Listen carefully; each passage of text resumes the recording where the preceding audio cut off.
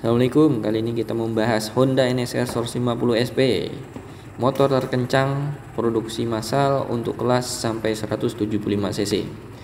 Bagian depan lampunya ada dua, windshieldnya bening ya, spionnya nempel di fairing. Kita lihat spakbornya, kupingnya sampai ke disc depan yang lebarnya 296 mm. Kaliper rem depannya ada dua twin pot. Velg depannya ring 17 lebar 2,15 inci ya. Untuk velg belakangnya ring 17 juga, lebarnya 3 inch. Di balik fairing kanan ini ada fuse box. Nah, di belakang fairing kanan ada engkolan, di belakang bodi kanan ada aki ya. Baut bodi atas bisa jadi cantolan harusnya.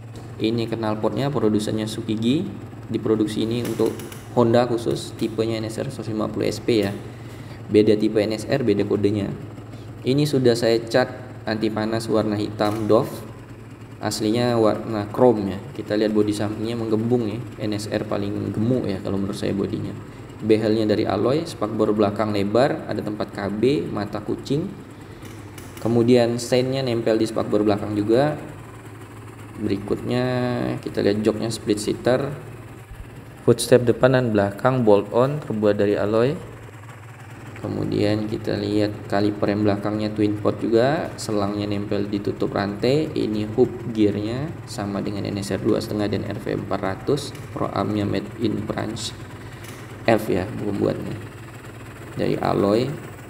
Itu tangki oli samping, tangki bensin, ini pentagonnya, subframe penyangga mesin kotak, dan subframe bodi belakang juga kotak. Bloknya KW6N ET1 kodenya. Sen depan nempel di fairing, kiri dan kanan sama. Kita intip dulu. Nah, ini penggerak RC valve yang nempel di blok, bentuknya seperti bulan setengah. Radiatornya termosifon, grill plastik pelindungnya.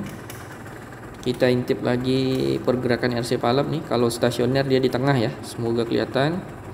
Nah, di tengah, digas, nanti kita lihat digas. Sebentar terangkan ya, mundur ke belakang saat digas. Nah, mundur dulu dia ke low, kemudian nanti mulai membuka ke arah H ya. 6000 rpm dia kira-kira di tengah, kemudian ke atasnya sampai 9500 itu mentok di H. Gerakannya seperti itu kira-kira. Nah, ini bisa kita lihat nih gerakannya. Nah, tuh kalau di atas 6000 dia mengarah ke H udah. Sampai 9500 atau 10500 dia mentok di H atau terbuka penuh. Tujuannya kenapa ada valve seperti ini, biar bukaan knalpotnya mengecil dan membesar sesuai kebutuhan RPM-nya, sehingga power band-nya bisa merata ya. Power dan torsi bisa merata dari putaran bawah sampai putaran atas. Nah, ini kita intip atau kita lihat ada tempat box filter situ. Saya open filter untuk yang kali ini. Nah, itu yang biru-biru itu filter variasi atau modif. Nah, kita lihat ini motor servo ya, penggerak si bulan sabit yang di depan terkoneksi lewat dua seling ya. Nah, itu gerakannya ke H dan ke L tadi. Nah, ini stasioner dia di tengah. Tangkinya di brosur 10,5 liter, kalau diisi ya sekitar 11 liter. Tangki oli samping 1,2 liter. Ini jack standnya saya pakai 3 palang ya, tidak seperti yang umumnya nih model-model ala Itali atau Eropa.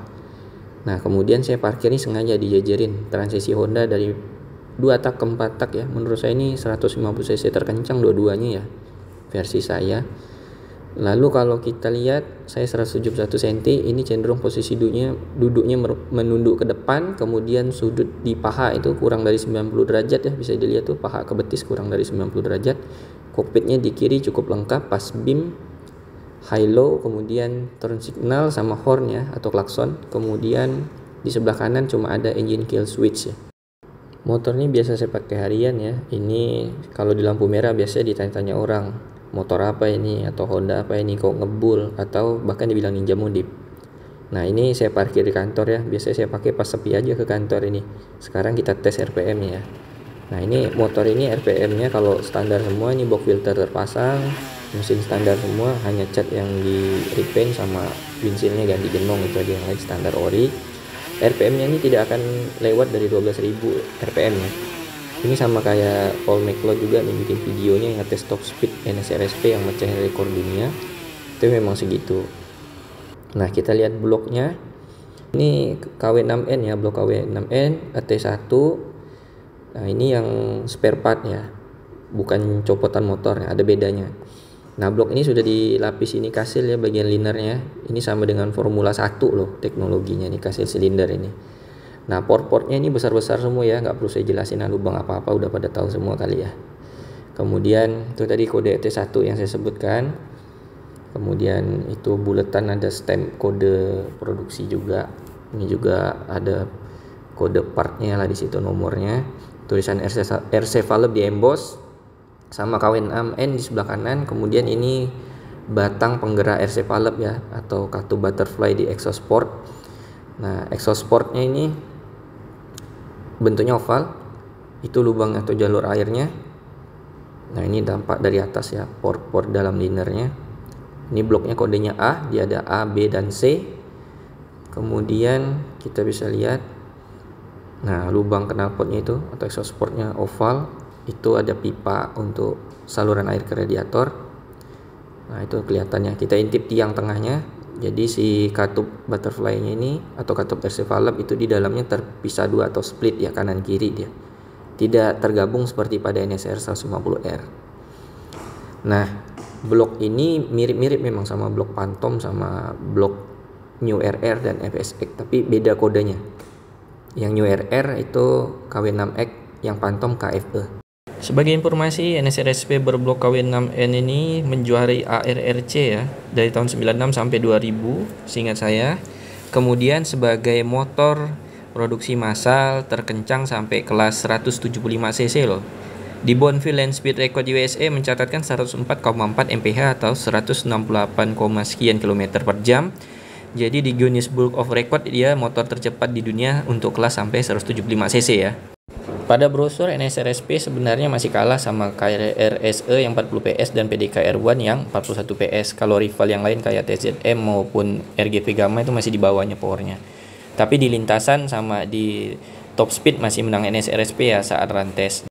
2015 Paul McLeod dengan NSR-SP standarnya mecahin rekor lagi di Australia dengan 108,25 mph. Nah, nanti saya cantumkan linknya di deskripsi ya, YouTube-nya Paul McLeod. Di ujung video saya screenshotkan videonya sama deskripsinya tentang data yang bisa kalian lihat sendiri ya, validasi. Nah, ini YouTube-nya Paul McLeod yang top speednya 108,25.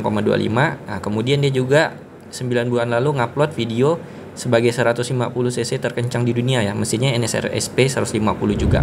Jangan lupa like, komen, dan subscribe ya.